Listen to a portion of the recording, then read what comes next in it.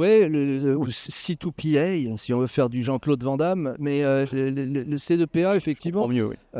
alors on est dans les premiers steps vraiment de ce développement-là, alors ce qui n'est pas lié à des fabricants en particulier, comme on a autour de cette table, mais qui sont plutôt des fabricants qui vont adhérer à ce concept, qui est de pouvoir avoir une traçabilité sur les images, une espèce de chaîne, un petit peu comme la chaîne HDR, en disant voilà, il faut que ce soit créé en HDR, mais qu'au fur et à mesure de la chaîne, ce soit compatible HDR, et qui puisse garantir que les images, justement, pour faire simple, aient bien été créées par un humain, entre guillemets, donc aient bien été réalisées et non pas générées par de l'IA. Ça a été vu par un capteur. Ça a été vu d'abord par une optique, un capteur.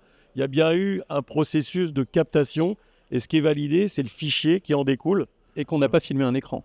Cette identité-là, elle sera à la genèse des images qui vont être watermarkées, puisque quelque part, c'est l'équivalent d'un watermark invisible dans l'image, généré par la caméra elle-même, généré par le capteur même de la caméra elle-même. Et invisible et immodifiable. Enfin, alors, si tu modifies, si jamais l'image est modifiée, ça se verra. Elle perd le caractère C2PA. C'est-à-dire qu'on ne pourra plus lire par l'algorithme qui décrypte ça, on ne pourra plus le lire. Donc, si l'image, si on ne peut pas extraire de l'image le logo, le label C2PA valide, ça veut dire que quelqu'un a modifié le contenu de l'image. Le contenu en même temps. Ce que tu disais à partir des outils, il faut que la post-prod respecte cette chaîne pour que ça arrive jusqu'à la diffusion. Il faut toute une chaîne, et c'est pour ça que ce n'est pas non plus demain la veille, malheureusement, qu'on aura ces chaînes-là complètes, mais en tous les cas, c'est quelque chose... On commence par les caméras.